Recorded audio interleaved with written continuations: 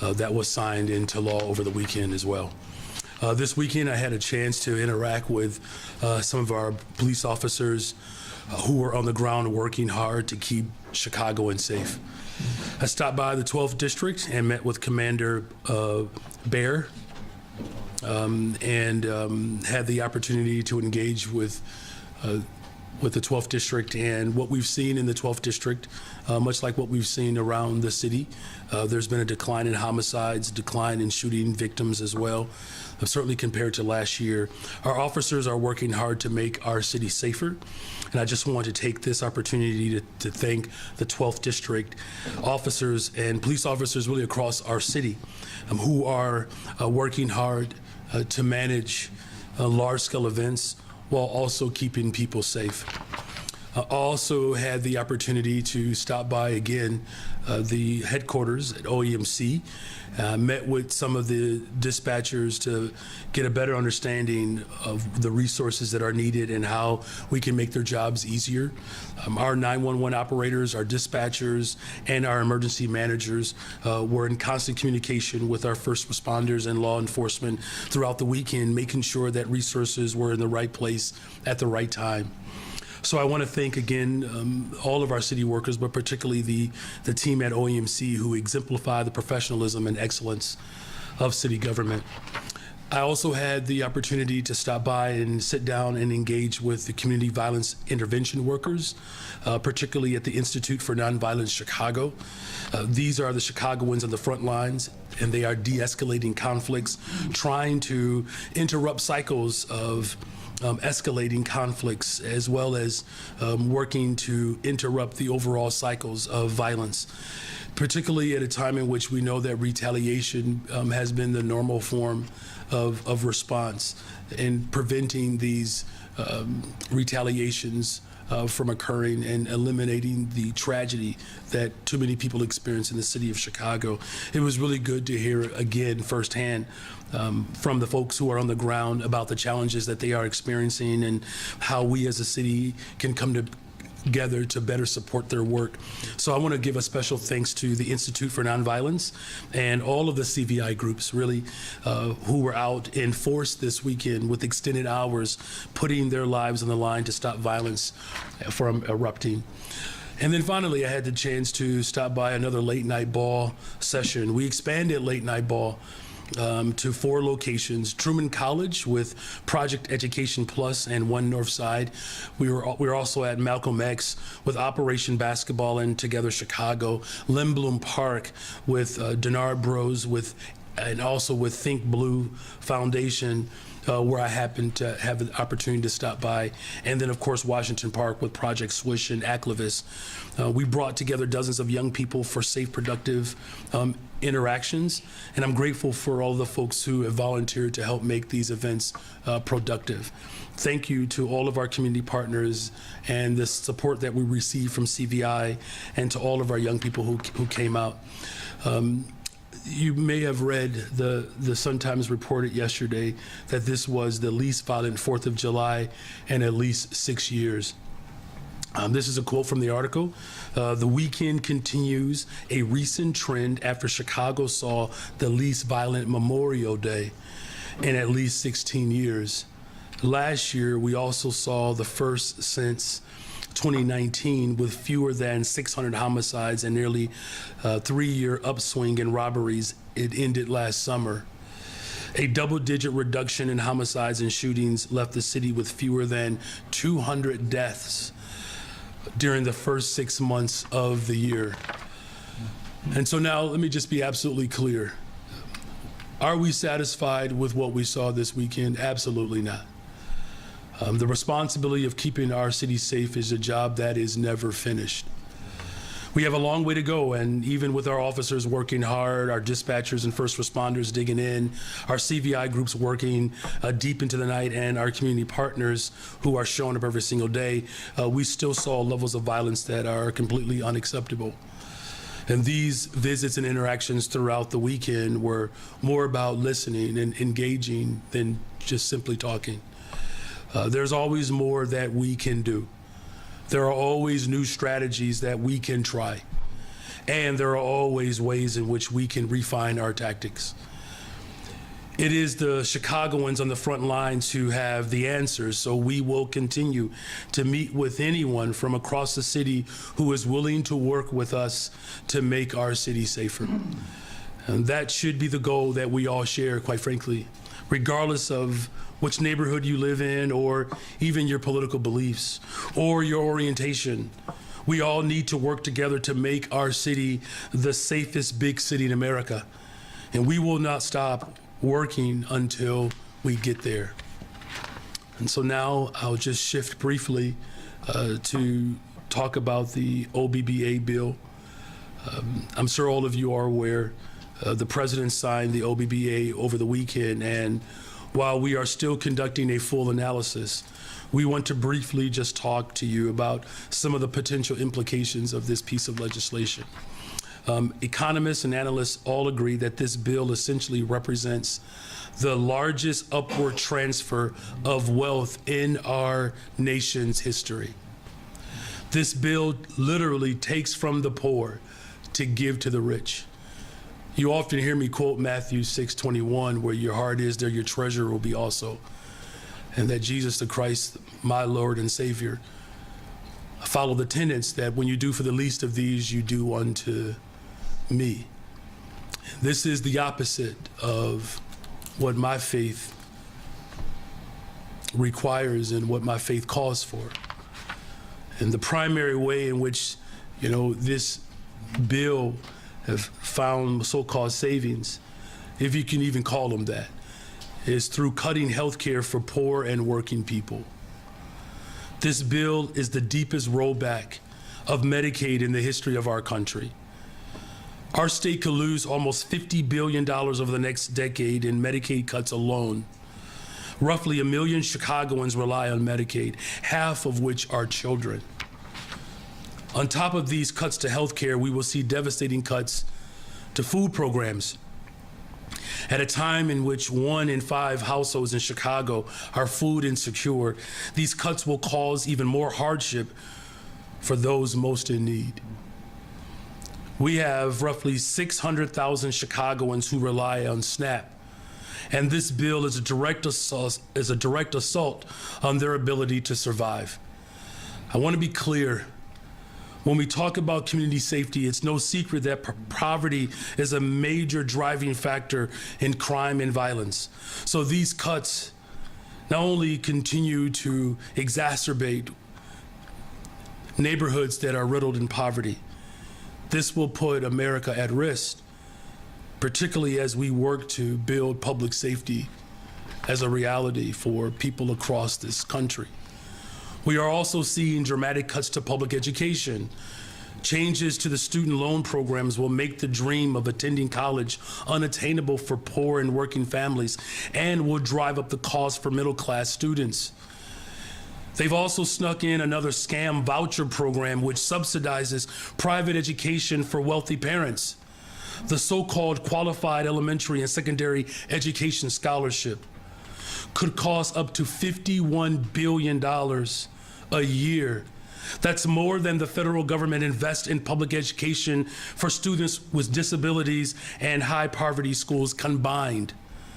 This is on top of the Trump administration freezing nearly $7 billion in federal education funding that had been allocated by Congress primarily to support after-school programs.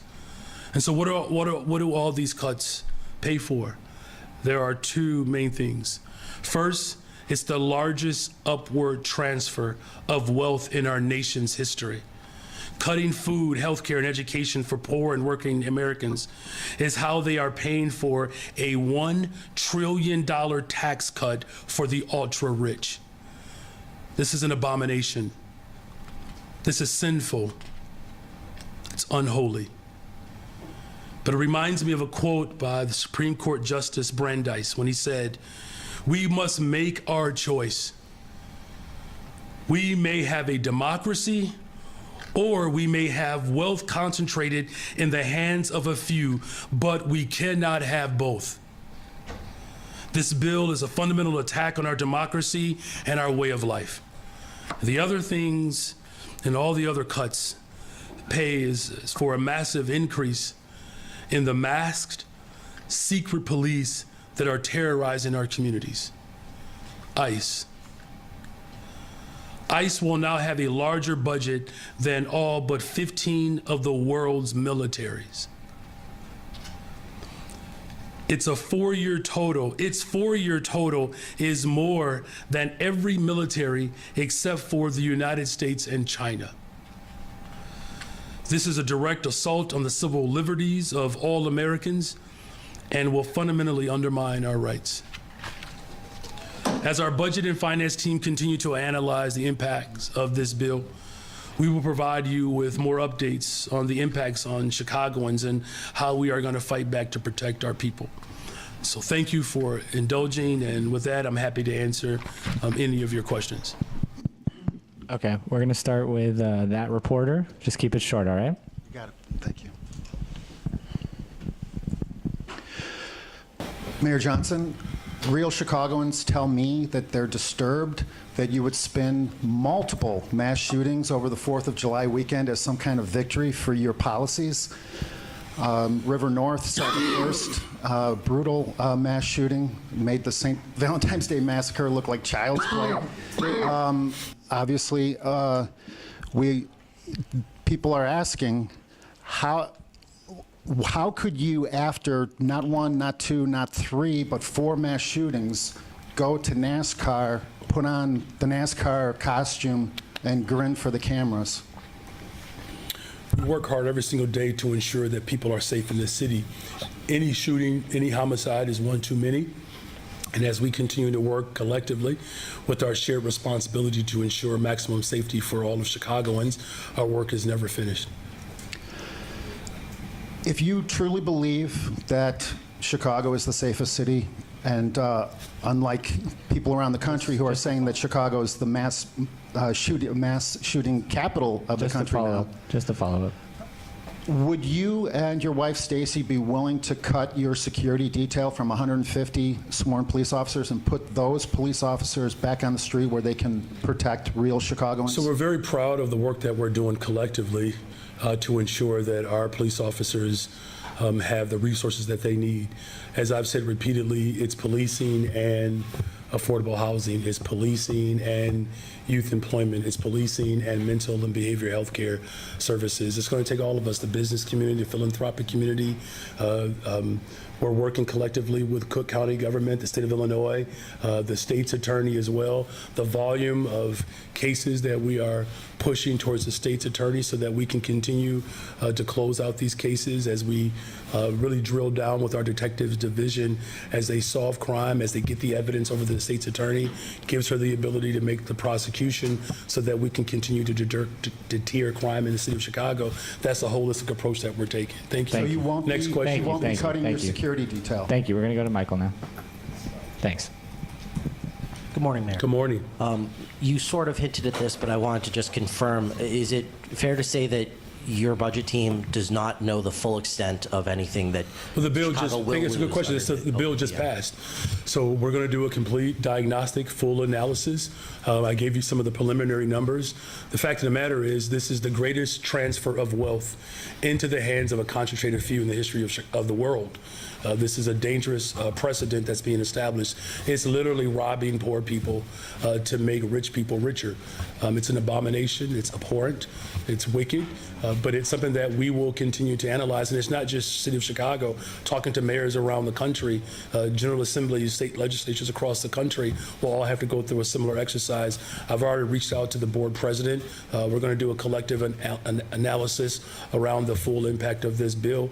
And we're going to find, of course, collective ways in which we can fight back to ensure that working people are supported and that we're working to put people out of poverty. And I know that the city has held several budget roundtables in the last week or so, and I know there's another one coming up this week. Specifically for young people. Yes. Yep. What have you been aware of that's been discussed at those? What have people been talking about? And what other changes to this year's budget process are you excited about or are you making? Yeah, well, it's a great question. Here's what we're hearing. I think the first part of your question, excuse me, it sounds much worse than it really is, by the way, you all. This is what you get when you sleep underneath a fan for consecutive nights.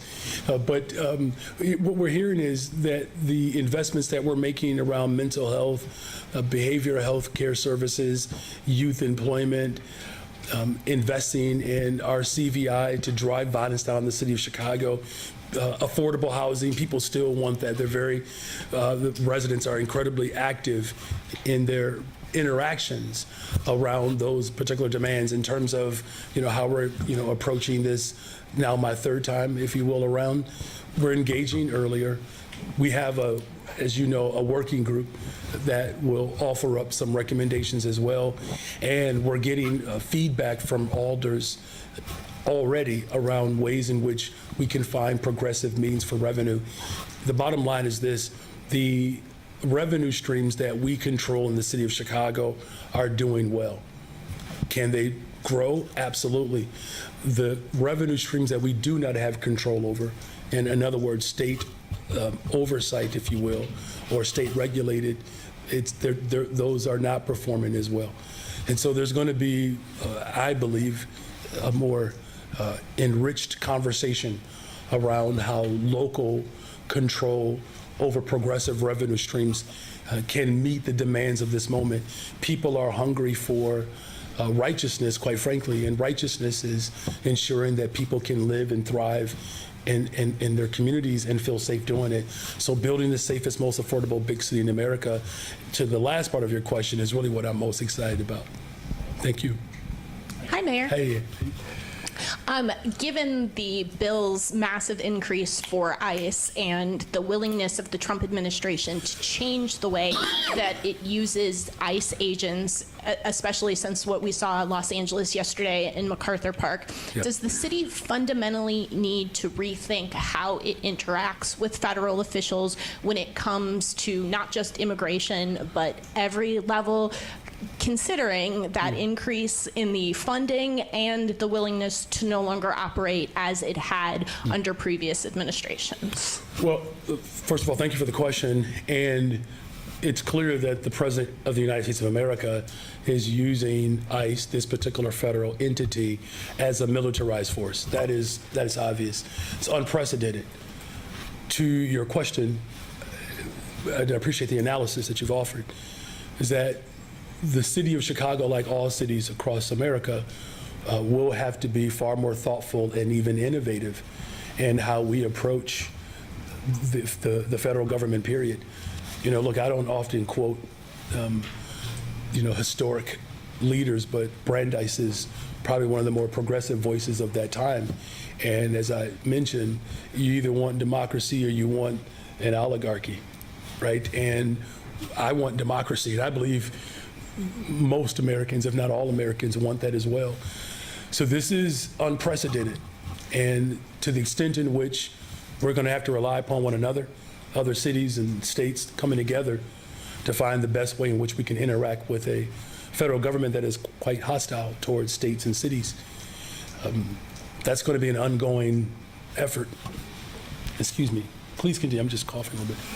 I was going to ask about the proposal to legalize ADUs, associated or, auxiliary dwelling units. Should each alderperson have the authority to decide in his or her ward whether those units should be permitted, or should there be citywide permission for those units to be built?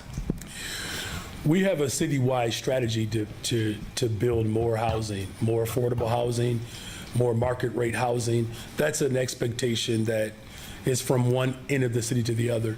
I don't believe there's a disagreement around the case for more units, because I believe we're roughly 120,000 units short from, excuse me, guys, about 120,000 units short from having a sufficient amount of units to ensure real affordability. We put forth an amendment to see to it that the city as a whole is responding to the housing crises. That's the expectation that I have. That's the desire that I have. And quite frankly, I believe it's the desire of most Chicagoans, whether you're on the north side or southeast side, anywhere else in between. We need more units. That's the way in which we're going to drive the pricing for housing down. And we have to be more intentional about building more affordable units. And this is an innovative, creative way in which we can do that. So my hope is that the city council recognizes the need that exists around the city and that they don't become, narrow or sort of blinded by their own sort of specific space and time and being able to see the larger picture. Just to follow up on that, would you compromise though on ADUs to allow certain residential districts to carve out, require special use permits in, I think, R1, R2, those are the districts that are being discussed? That's a good question. Look, the normal legislative process in which we have conversations with city council members to come to a conclusion that can work for the majority, that's what democracy requires, and that's what democracy is. What I'm simply saying is I think the case is very clear. In order to build the safest, most affordable big city in America, you have to have more housing. And that's a challenge, of course, that exists around the country. I just believe it's important that the city of Chicago lead the way in creating more units. That's what I want, more units, because the more units we build, it's going to drive down pricing across the city. And that's critical, right? Average price of a home, $1.1 million, $900,000 or so in New York and Los Angeles. And I know both of those cities are working hard to find better pathways to create more affordable spaces. We're in a position where we can do that with some expediency. So we'll have those conversations, though.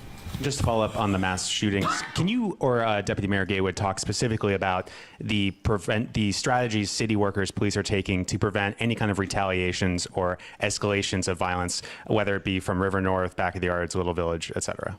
Well, yeah, I'll pass it to our deputy mayor. One of the things that I did do is I spent some more time with CVI this weekend, and there are many CVI groups across the city that do that work all day, every day. Some of the specific strategies around how we provide services, particularly at hospitals and in those spaces, to reduce the chances of that type of retaliation. I'll pass it over to our deputy mayor. Yes, thank you for that question. One, I want to start by just prefacing, I'm not going to speak specifically about any case because obviously they're all under investigation, but the work that we do to stop retaliation is deep and it's thoughtful, not only from the Chicago Police Department, as the mayor mentioned, we work with our community violence interrupters as well. So when we know that there are conflicts in particular areas, we deploy resources in those areas, meaning Chicago Police Department, our street outreach teams, our victim services teams as well. In response to those mass shootings throughout the weekend, we also launched multiple incident response protocols. Those incident response protocols map out the area in which the incident happened, what resources are needed there, being city resources, community-based organizations, victim services, you name it. Each of those areas gets an assessment with those street outreach partners. Those folks deploy to the ground almost instantly.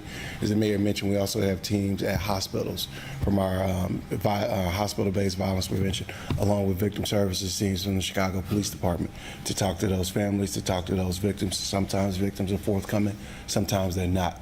But having a better sense of what is happening there while having folks on the ground, both at the hospital and at the scene, helps, one, try to calm those neighborhoods down to make sure those resources are there, but also making sure it is not just that night that the incident happened.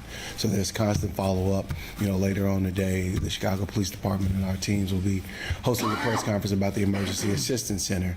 That will be a citywide emergency assistance center. But ultimately, we work with our partners on the ground to aim to stop retaliation. We work with our partners in government to try to, one, hold those folks accountable, which also helps lead to stopping the retaliation. Ultimately, that's our job, and that's what we aim to do. We often talk about how numbers are down in crime, but this also gives us space to focus in more on those victims, the people who've been victims of crime and survivors of those crimes, to try to stop that retaliation. So specifically, that'll be some of the items and the issues that we'll be tackling this week going forward. Hi, Mayor. On federal immigration enforcement, you know, one of the things LA has done is has continued to be a target specifically of military force in immigration enforcement, is set up local police perimeters around schools to shield students from federal agents without warrants.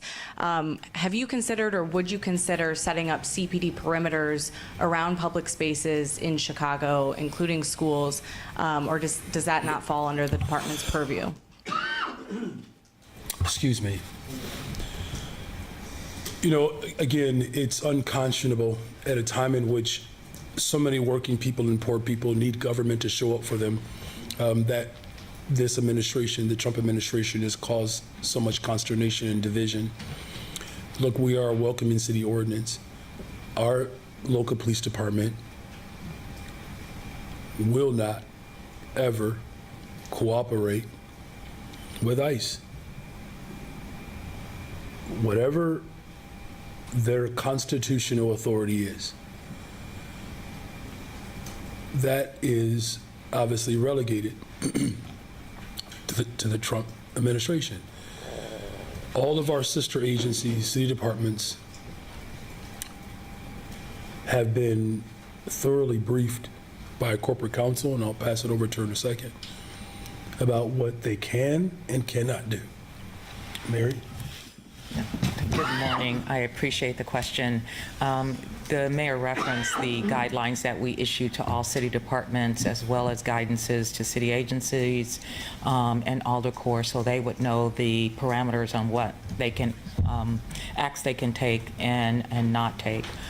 We are prohibited from viewed as, quote, interfering with a federal law enforcement action. The mayor also noted that CPD will not support ICE-related actions. We do stay in contact with 12 other cities around the country, and we are constantly examining the steps they're taking and reevaluating what additional steps we might take in the city of Chicago. On NASCAR, what will your conversations with downtown aldermen look like as you consider to renew the contract? And do you think NASCAR should meet with them personally as they consider whether they want to support a 2-year extension? Well, far more people are going to be involved in this process than when it was initially birthed. That's my style of leadership. As far as the conversations, everything has to be on the table. We have to explore all aspects. One thing that I can say, that the city of Chicago, we're a gift to America. We're able to hold large-scale events, particularly large sporting events, and really appreciative of how the city has come together over these 3 years to be able to put on a display that is unique to anywhere else in the world. But the conversations will be collaborative.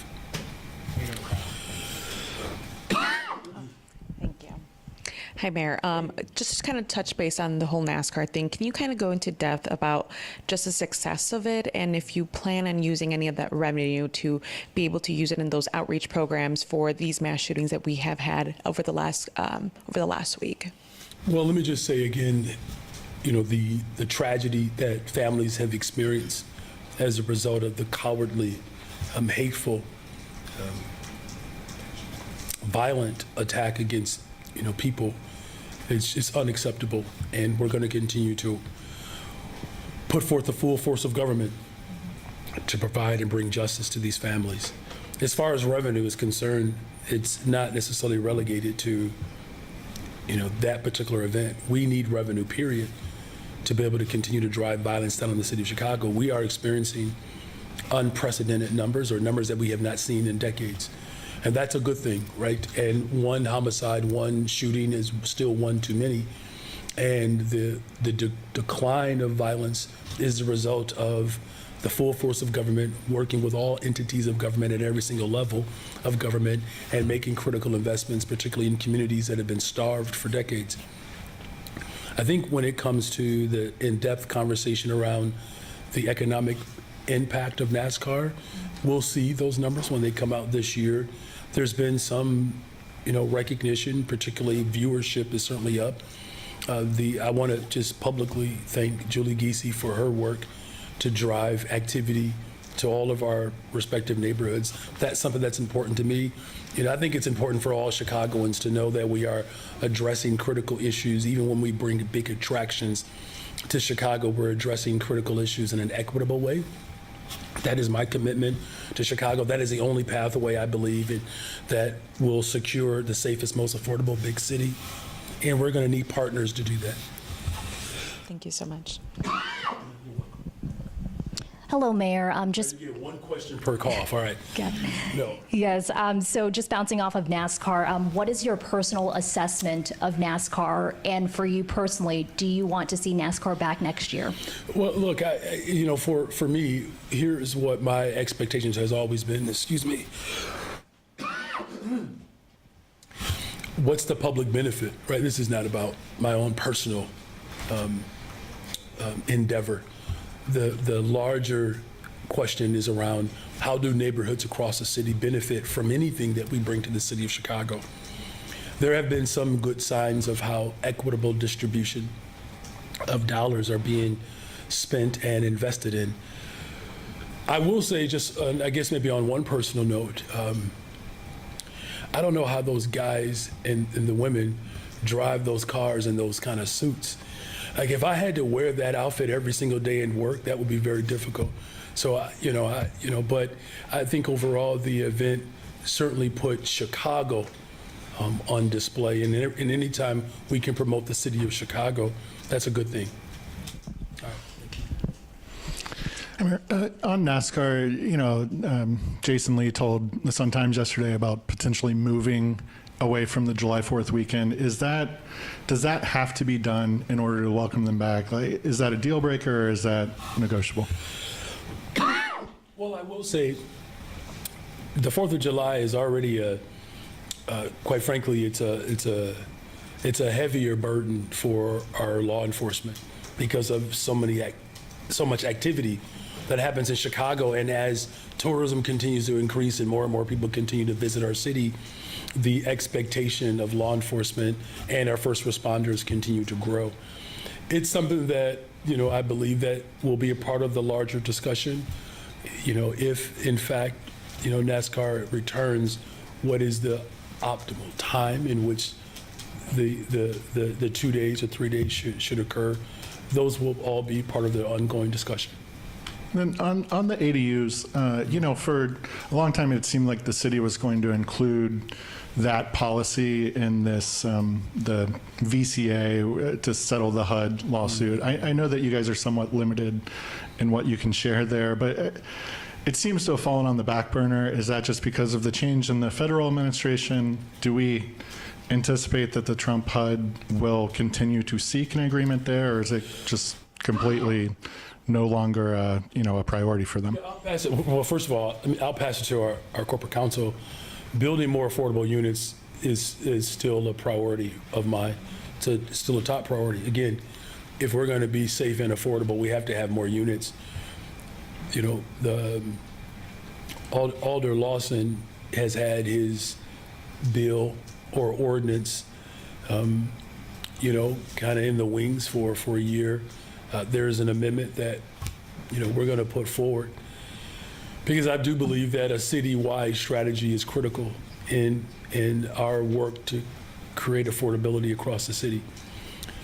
As far as the Trump administration is concerned, it's really very difficult to predict anything that they'll do. Mary? Good morning. I appreciate the question. The VCA is the subject of ongoing negotiations. It is unclear what posture the current administration will take federally. We've kept the door open. We've certainly provided terms we think are suitable, and we continue to await their decision, but we have an open door in terms of ongoing communications on that legal matter.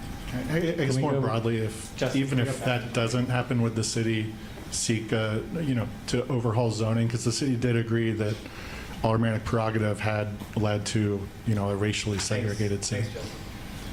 Again, the ultimate goal is to create as many affordable units across the city. I do appreciate just the perspective of the question, and again, the federal government at this moment is so petulant and erratic, it's very difficult to be able to make any type of prognostication at this point. But just know that as a city that we're committed to building affordable units, increasing units across the city. Hi, Mayor. Hi. You mentioned with NASCAR wanting to have some sort of community benefit to that. I was just wondering if you could speak to like any specifics that you want in a renewed contract. Yeah, I'm sorry. Let me clarify. And I should have been a little bit clearer around Julie Geese's work to bring equitable distribution of opportunities across the city. One of the things that I do know that NASCAR has been supportive of is the STEAM program. This is critical for our young people in development, particularly with our economy shifting in a way that's going to require just a broader range of workforce, particularly around technology, engineering, life sciences. Those are ways in which not just NASCAR, but all of our corporate leaders can better support our efforts in the city of Chicago. And, you know, to NASCAR's credit, they've been not only amenable, but have been supportive of some of those efforts. But as you know, the issues within communities that have been marginalized for decades are quite severe. Poverty is something that I don't believe we spend enough time really talking about in this country. When I was talking to some of the CVI workers, and they come in contact with a person that has been justice involved or have been a part of criminal activity, and we're trying to desperately pull them out of that lifestyle. When these CVI workers show up to these homes, they run into other needs that go beyond the particular person that they interacted with in the first place. And, you know, when we talk about equitable distribution of resources and support for families, you know, some neighborhoods in Chicago have been described as developing nations because of violence and poverty per capita mimics or mirrors developing nations. It's why our deputy mayor and I, we spend a lot of time looking at 35 of the most violent beats. And these are places where unemployment is high, and there are very few resources within our schools. And so it's part of a larger political strategy of business and the philanthropic community coming together to ensure that families can benefit from the wealth that clearly exists in this country. This major shift of wealth concentrating into the hands of just a few people, that's the breaking news. And I know it's not necessarily under my control to tell you all's outfits of what breaking news is, but to have Justice Brandeis warn us, you know, and to see the manifestation of what was a concern over a century ago, almost. It's quite disconcerting. So I know that's a longer-winded response to your overall question, but I just wanted you to understand that it's not hyper-concentrated with NASCAR. It's that corporate leaders have to decide if this democracy is worth it. And if it is, it requires us to spend more time in these communities and offer up as many opportunities as possible. Are there any targets in that contract renewal that you would want NASCAR to do to, you know, further invest in the city? Any specifics? There will be a lot of things that we will discuss. But at this point, I just want to be very clear that we're asking all of our corporate leaders to take a deep look into what is happening in this country. We can't have both. You don't have a democracy if the control is in the hands of 2 or 3 or a handful of people. That's no longer a democracy, you all. And I just hope that the people of America, certainly we will do our part in Chicago, but the people of America fight to defend this democracy. Good morning, Mayor. Good morning. Can you confirm that you're going to push for a vote on the ADU ordinance next week? And does that mean you're confident you have 26 votes? Well, we've put forth an amendment. The amendment is there to create more units and to create a pathway for more units across the city. We will have ongoing conversations with alders. I always go into any battle with confidence that we will prevail. That's how I got here. And to clarify, when you said earlier that we need local control over progressive revenue streams, are you talking about giving the city the power to pass taxes that would normally go through the state legislator, or what did you mean by local control? Yes. Yes. Yes. Hey, Mayor. Hey. There's been major pushback, of course, against the ADU ordinance, and one alderman called it an all-out attack on his Southwest Side ward. Where do you think that resistance comes from? You have to ask that person. I don't know why anybody would be resistant or reticent to expanding more opportunities for affordable units across this city. Look, it's about creating safe, affordable communities. Now, I'm going to have conversations with everyone, but building more affordable units is not an attack. It's actually a response to attack against working people in this city who have worked very hard to build family and build community here. And I want to make sure that those working people stay here. When I've talked to Alderman Quinn in the past, who is that alderman, one thing he said is people move to his area for the single-family housing, the kind of lone plots. And he, I think, feels like his constituents would be worried about losing that. What do you say to people in his neighborhood about that? Look, I understand, people having concerns about, an approach towards innovation to build more units and how that could impact their living experience.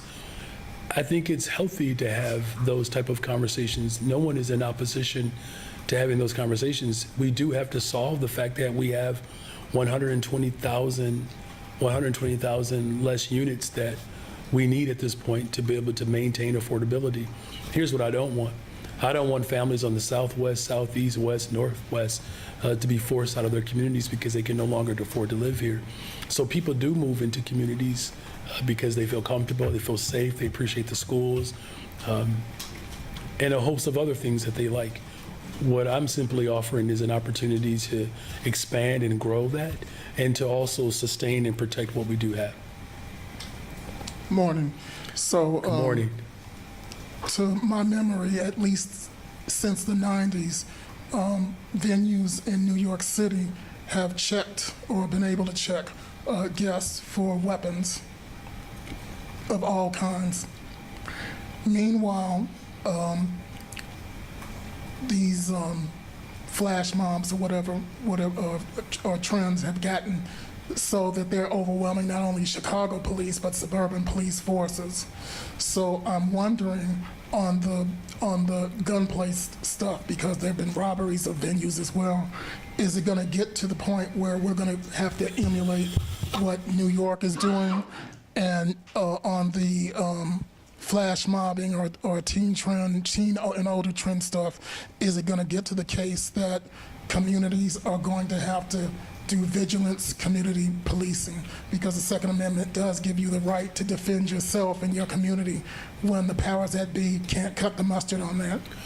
Well, I will say you raise an important point here. Guns in this city, in this country, it's out of control. Look, I believe in protecting all of the amendments in order to protect our democracy and for our democracy to continue to evolve. But our deputy mayor can certainly speak to this. When I talk to police officers, particularly those who've been on the job for a while, they'll go to a shooting scene where once upon a time you might see, especially even going back to the 90s, you might have 5, 7, 10 shell casings. Now you go to a shooting scene and there's 60, 70, 80 shell casings. And we're talking about getting off multiple shots in a matter of seconds.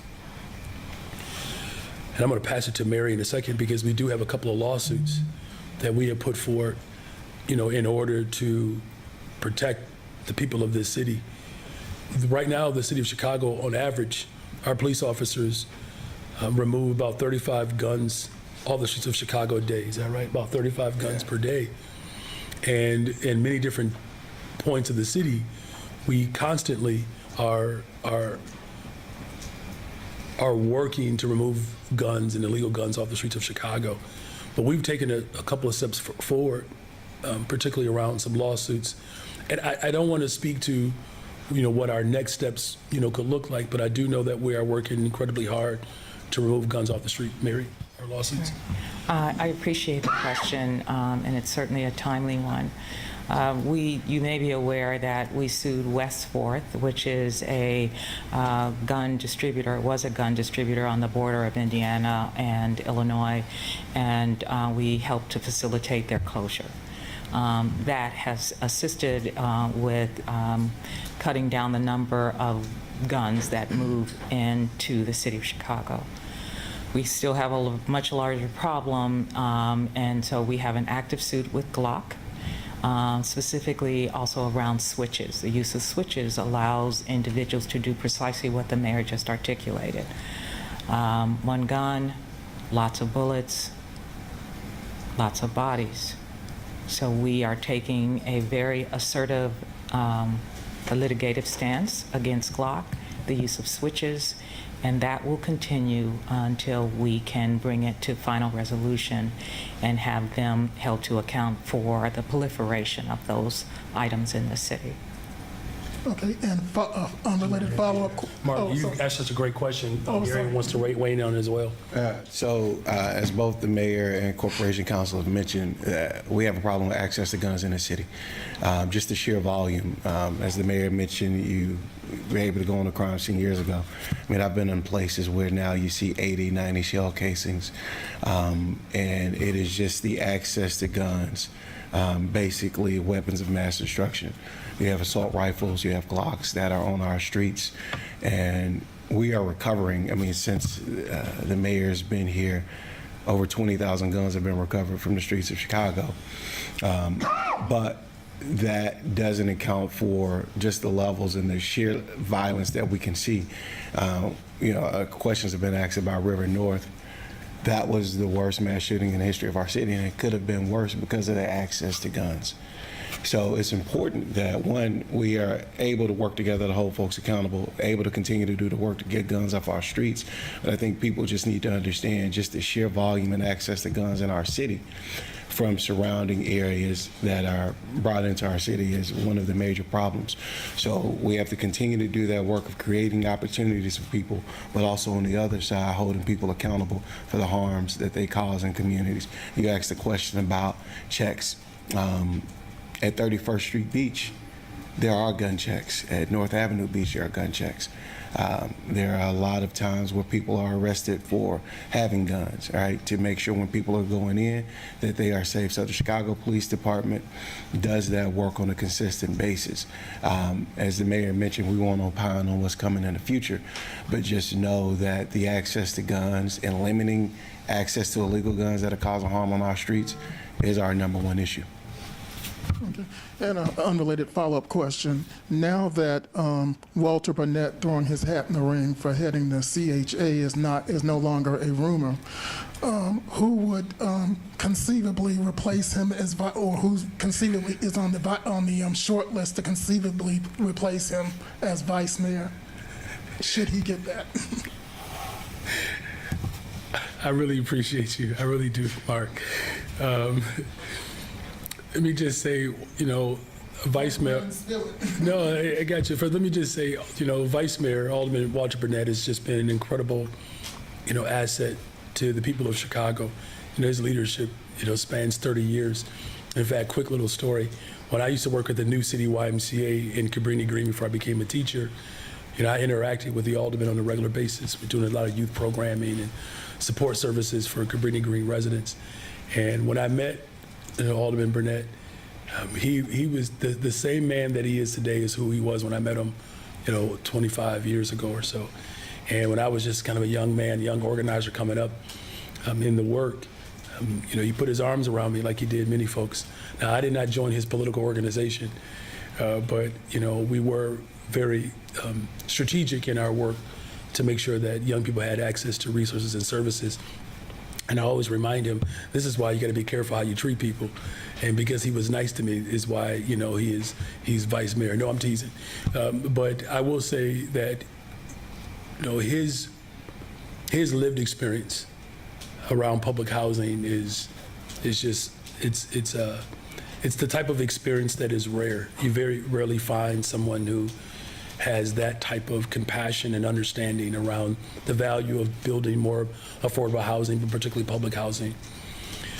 So there's a process that is going forward, and he is someone that I am, seriously considering, along with 2 other, potential candidates. Now, as far as what happens afterwards, it's too early to speculate, because obviously if he does move forward for this particular role, there will be a process to fill his vacancy as alder. That would be the first thing. And then in terms of who would be the vice mayor, it just really depends on, whether or not we move forward with him, first of all, and having more conversations around, who could fulfill that role. Because whoever the vice mayor is, that's the person that I trust that in the event I'm not able to serve, that's the person who would fill in. But thank you for that question, and really shout out to Alderman Burnett for his 30 years of service. So you're waiting to cross that road? We'll cross that bridge when we get there. Yeah, thank you. You know the cough drop, man? No, I do have another one. It's almost over. It would have been over if Paris wouldn't show If up. I didn't show up. Mosey on in late. It's Sorry okay. about It's that. okay. It's I'm important actually to get here, feeling. though. It's all good. Mayor, the city of Detroit had a violent 4th of July weekend, and the mayor there is responding by cracking down on curfew violations. So they have a 10 p.m. curfew for minors, and he's proposing a $500 fine for parents of children that violate the curfew. Is that? I know you've been pretty lukewarm on curfews, but fining parents, is that a route that the city of Chicago might explore? Well, we're not lukewarm on curfews. We actually have one. It's 10 p.m., right? Mm-hmm. So we do have a curfew, right? So there's no hotter. There's either you are in violation or not. So it's not lukewarm there. As far as parental involvement, as a parent, I work hard every single day to make sure that my children have the best of the best. And I know there are parents around the city who want what's best for their children as well. As a former public school teacher, as a parent, I've spoken to them. And I'm only going to speak for the city of Chicago, that we have worked hard to bring the full force of government forward in order to create as many safe spaces for our young people and people in general, but also making those critical investments that have ultimately led to the decline of violence that we're seeing, policing and, right? And so I believe that there's a way in which places like Chicago, you're seeing a decline in violence in Baltimore. Just had a conversation with Brandon Scott there. Mayor Woodfin in Birmingham is doing some great work. Mayor Dickens in Atlanta. Talked to Mayor Cavalier Johnson in Milwaukee the other day ago, and our thoughts and prayers are still with the Milwaukee Police Department, who lost one of theirs in the line of duty. So what I'm getting at is that there's an approach that's happening all over the country, where people are leading with a full force, holistic approach, and we're seeing the positive results. It's something that doesn't, obfuscate our responsibility to continue to find ways in which we can reduce violence even more, but ensuring that our parents have everything that they need so that they can show up better for their children. That's what the ultimate goal is. I mean, fining parents for their children violating curfew, is that an effective tool, you think, for a city to use? Again, I can't speak for Detroit. If that's the direction in which they're proposing, I only can speak for Chicago. What we believe is an effective tool is using multiple tools, if you will, to approach community safety, and that's what we're going to continue to do. Mayor, and did you just walk around with cough drops, Craig? No, but having had a cough before, I know the value of carrying them with me just in case. Okay. So I was going to toss one up at you, but I didn't want to get arrested. Anyways, let me first of all just ask you, get your reaction. We're hearing that Ed Burke may be getting released from prison today. He was sentenced to 2 years. Typically, in the federal system, you do 85%. He would have done far less than that. Is that really justice for the people of Chicago to have a sentence lessened like this? And does it set a bad precedent? Well, there is a standard that we have to adhere to, particularly as public servants, and there's a greater standard for public servants, and I believe that's righteous. I don't know all the details and circumstances around, the sentence, if you will. And this is the first I'm hearing of it. What I can say is that it is critical, though, that public servants adhere and maintain. I just got cough drops coming from everywhere now. I wonder if I talk about progressive revenue enough, if just progressive revenue would just kind of fall off the sky like these halls are. But the standard is righteous, right? That, you know, every day that we have to work to earn the public trust, and I think to your question about the precedent, you know, there's no secret that the city of Chicago and county of Cook, state of Illinois, has had its share of public servants letting the residents down. And, you know, I'm just going to be hopeful that, you know, whatever the circumstances around, you know, how his sentence is being carried out, you know, that whomever is involved in that approach is that they understand that sending the message, a strong message, that violating the public trust, that you will be held accountable. But, you know, outside of that, Craig, you know, I'm going to do my very best to make sure that I'm living out the hopes and expectations that the people of Chicago entrusted me with when I was sworn in. On violence, kind of the headline this morning was about the impact. You talked a little about I guess, what I might call the ripple effects of, you know, cuts.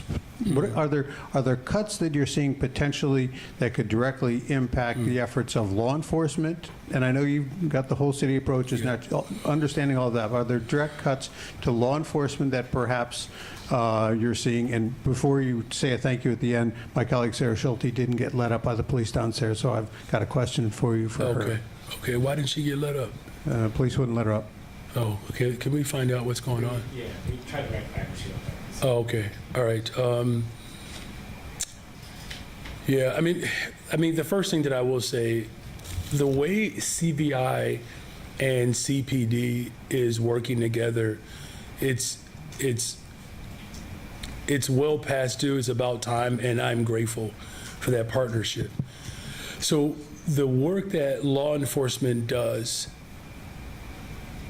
because there's been so much pressure on police officers to do more than just policing, and I'll get to the direct impact, but there is an impact when CVI is cut, right? Because it then places more of a burden, if you will, or responsibility on law enforcement to provide support and intel that CVI does an excellent job at doing.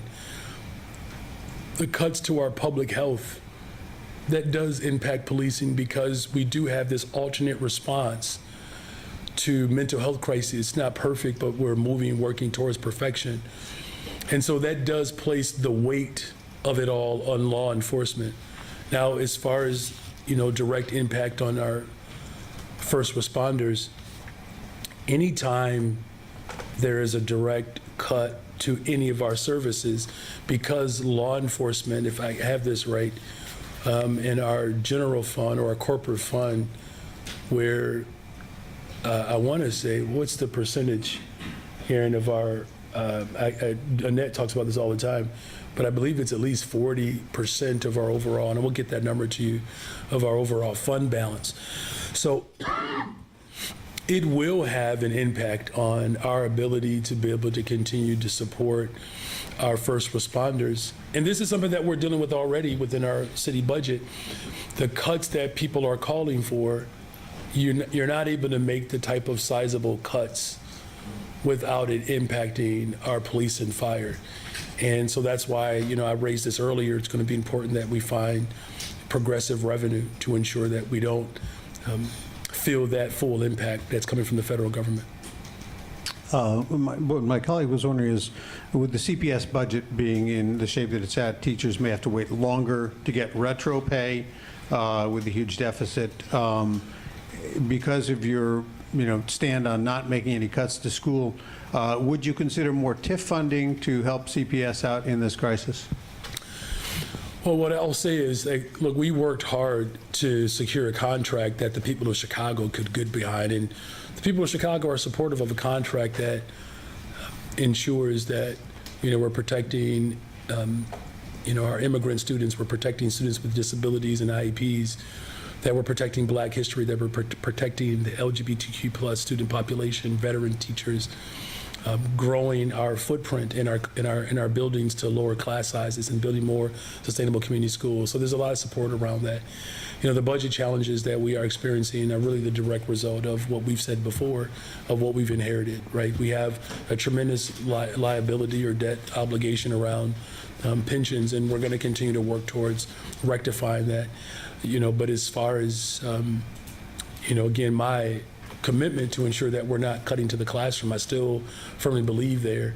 Now, in terms of revenue, look, I mean, there's no secret across the state of Illinois that there is still yet to be a fully funded school district. It just doesn't exist in Illinois right now, and we have more work to do. Everything is on the table. You know, I've released TIP dollars in the past more than any other administration, so that's not something that we're obviously, that's not something that we're resistant to, but the approach has to be holistic. And so I know there are ongoing conversations with the General Assembly, you know, around how we can better support our school districts across the state of Illinois, especially at a time in which, you know, the federal government has clearly attacked our public education system. Oh, here we go. If both of us start coughing, it's going to be a problem. We'll never get through this press conference. But I will say this, though.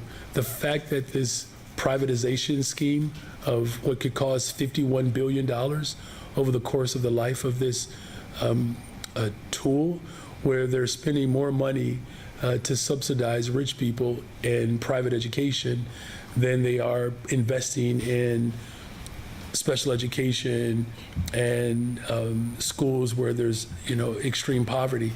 It's real lopsided right now, and I appreciate the question from your colleague. It's real lopsided right now in a country where you literally see the concentration of wealth going into the hands of the ultra-rich.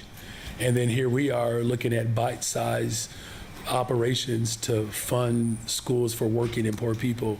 This is not the dreams of our ancestors, you all, and I just hope and pray that the people of Chicago stand firm alongside of me as we fight to ensure that public education becomes fully funded for working people. And just to follow up to that, given the fact that CPS could not pay the $175 million that you were expecting from them, it looks even less likely that they'll be able to pay that now, or whatever the amount is supposed to be this year. I mean, have you given up the hope of getting that money from CPS given their current budget crisis? Well, you know, I am committed to making sure that the Board of Education and the Chicago Public Schools moves towards a sustainable government entity that works in full independence of the city of Chicago. And so at some point, the entanglements that have existed in the city of Chicago for a very long time, that CPS is going to have to stand on its own. Now, am I committed to making sure that that transition is not abrupt and it's more smooth? Of course I am. The city of Chicago right now, we subsidize our public education system $1 billion, and that's a conservative estimate from a host of things that we do on behalf of the people of Chicago and those who rely upon our public schools. And that's Will a you good have thing. to write off the $175 million? I think what we're going to have to continue to do is to work together to find a pathway where CPS can begin to operate as an independent body, and that is going to be inevitably them securing the retirement of their workers, because that's essentially what we're talking about. Who's responsible for the workforce of Chicago Public Schools? And it's very clear it's CPS. I appreciate you all. Thank you, and thank you for all of these gifts that I now have to go report.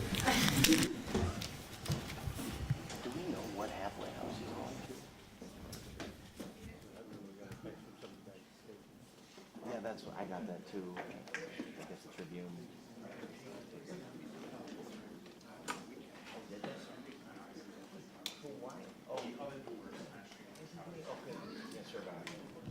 Serve out the full 85%, right? Just in the halfway house.